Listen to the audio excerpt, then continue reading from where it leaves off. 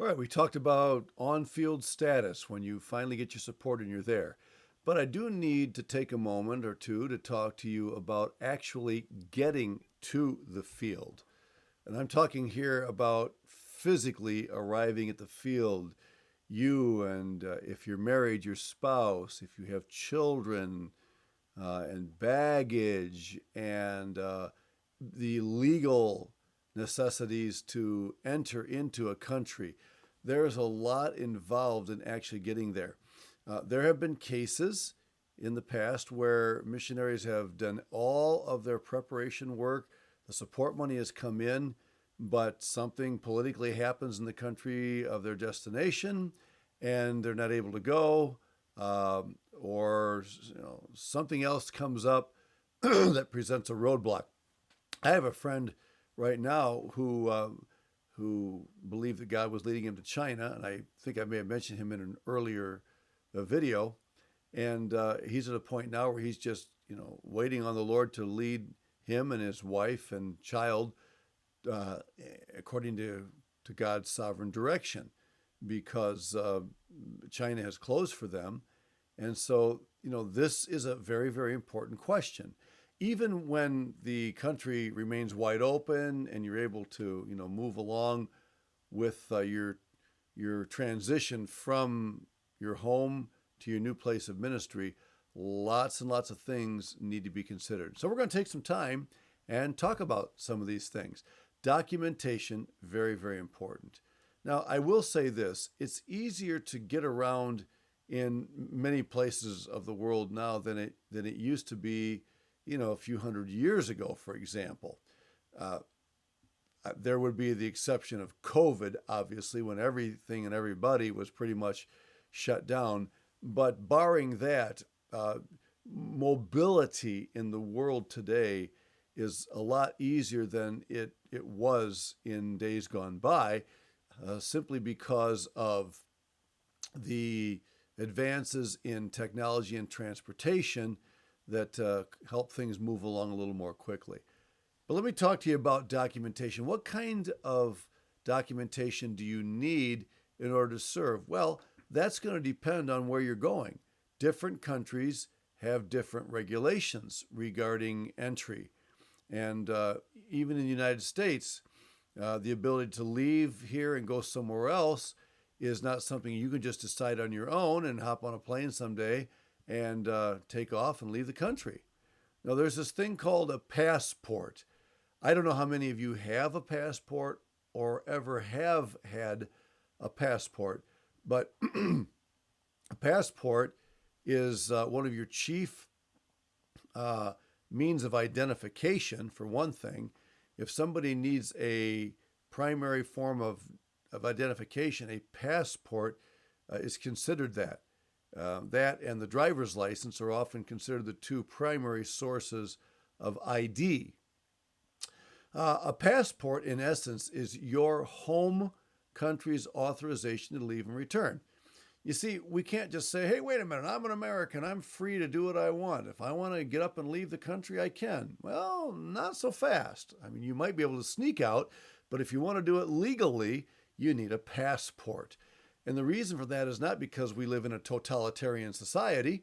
The reason for that is because our country needs a way to be able to monitor the movement of its citizens from place to place. Now, within the country, obviously, you don't need that. If you're traveling from one state to another here in America, you don't have to show ID at every state border in order to get through.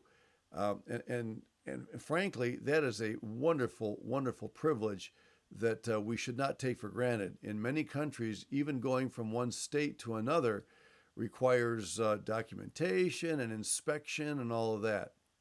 But when you're leaving the confines of the American society, the borders, you have to have a passport. And a passport usually costs a little over $100, and it can take a few weeks. You can pay extra and have it expedited a little more quickly. When COVID hit, everything slowed down, and so if you are looking to get a passport for a trip coming up in the near future, you might want to get on the ball because Even though things I think are speeding up a little bit, there are still delays connected with the onslaught of the pandemic. So notice that it's your country's authorization to leave and return. If you leave the country using your passport and you lose your passport while away, you can't just come back home and say, hey, I'll come home and apply for another one. No. You have to resolve that while you're away. And most of the countries that you would visit have an American embassy. And so you would go to the embassy and you would explain what happened and you would apply for another passport and you could get one, again, depending on how much you're willing to pay, fairly quickly, and then make your way back to the U.S.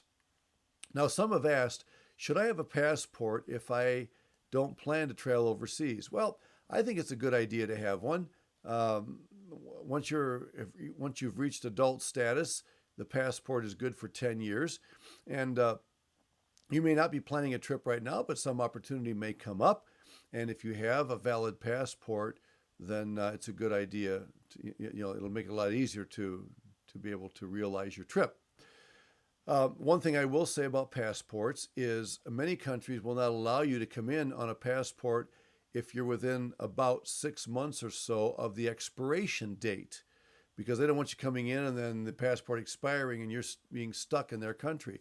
So the rule of thumb is if your passport is within 6 months of expiration when you travel, you probably ought to go ahead and renew it a little bit ahead of time so that you don't have to worry about that risk. Now there's another little document called a visa. And a visa is quite different from a passport.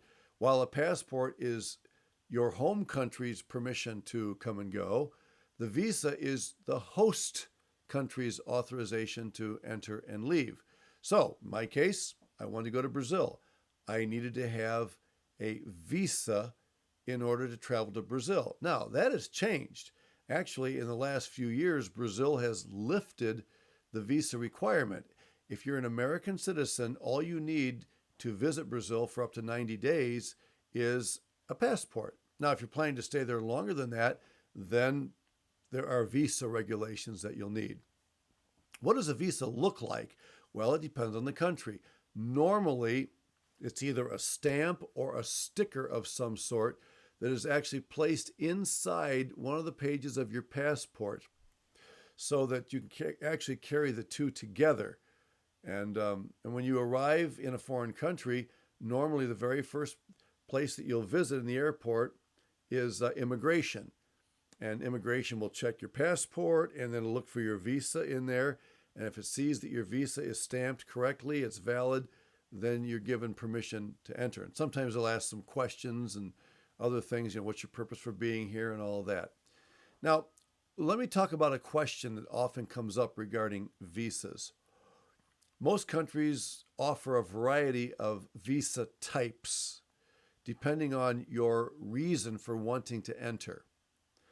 There are work visas for those coming in to serve with an international employer or something like that. There are medical visas for doctors. There are student visas for those doing exchange studies and things like that. There are Christian workers visas in some countries. There are tourist visas, which of course are the most abundantly used visas in most countries because people just want to go on vacation and visit the country, so they go on a tourist visa. Okay, question. What kind of visa will you need when traveling to visit your country? All right, let me explain this. If you're going on a missions trip, let's say with your youth group, and that trip's going to be a week long, maybe 2 weeks in a certain country, everybody will apply for a tourist visa. Okay, now you might say, wait a minute, Dr. Mark, I thought you said a missions trip. A tourist visa is for tourism, but if we're going on a missions trip to do ministry, don't we need a Christian workers visa? Well, that's a very, very good question. And depending on the country, there are different ways of answering that question. Let me give you a general answer. And then if you deal with specific situations, you can cross those bridges when you come to them. In general, when you're going on a missions trip, even though it is for ministry purposes, you're going to want a tourist visa because in the eyes of most foreign countries, a Christian workers visa implies that you're coming to live there and carry on Christian ministry for an extended period of time.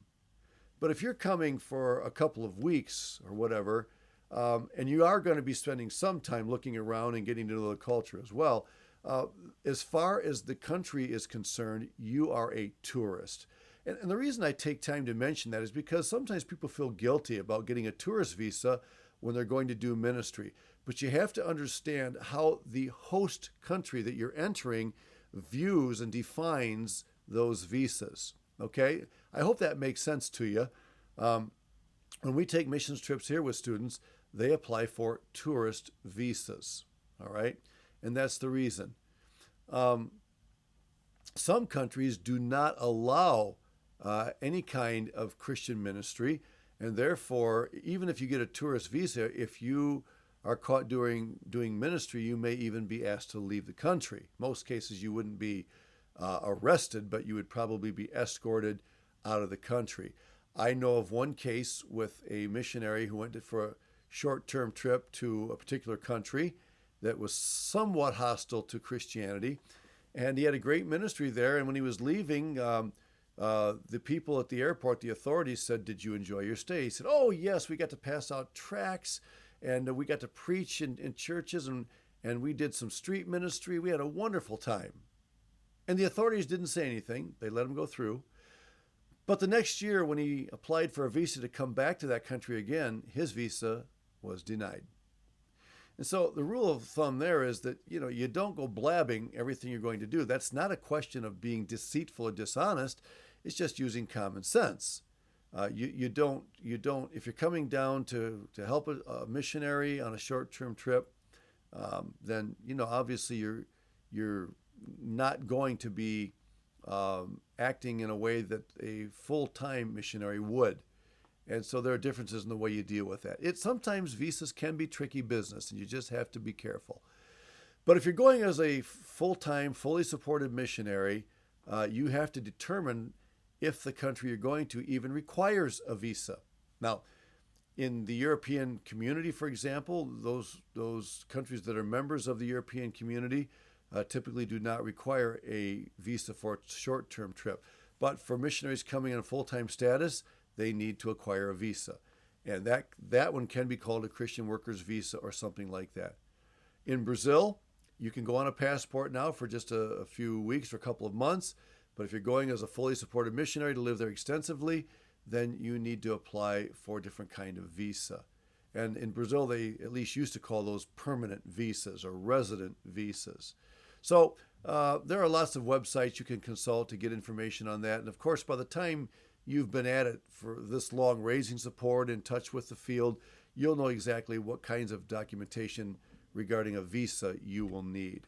Okay? And then there's this thing called outfit and passage. Okay? When a missionary is raising support to go to the field, he is raising two kinds of support. Number one, he's raising support for the monthly expenses that he'll have on the field. But he's also raising money to get settled. It's the moving expense, as you will. So outfit refers to the things you need to settle into wherever you're going to be. And passage, of course, refers to your airfare, transportation, whatever it is that you'll need once you get there. And so outfit refers to the items you will take with you. Let me just make a couple of comments about that. First, they should usually be items you would not be able to acquire in the host culture. You don't have to take a whole bunch of things with you that you can buy in that culture. That's not even good stewardship. If there are things you're able to get there that are sufficient, then get them there. Don't haul a bunch of stuff with you. It's probably better, number two, to take less than you think you'll need. I have to confess that when we went to Brazil back in 1989, we had 35 U-Haul dish pack boxes in addition to our suitcases. And looking back now, I think, what in the world were you thinking, Mark, when you did that? Well, back then, things weren't as abundant as they are today in other countries, and there were some extenuating circumstances, but probably I took a whole lot more than I needed to.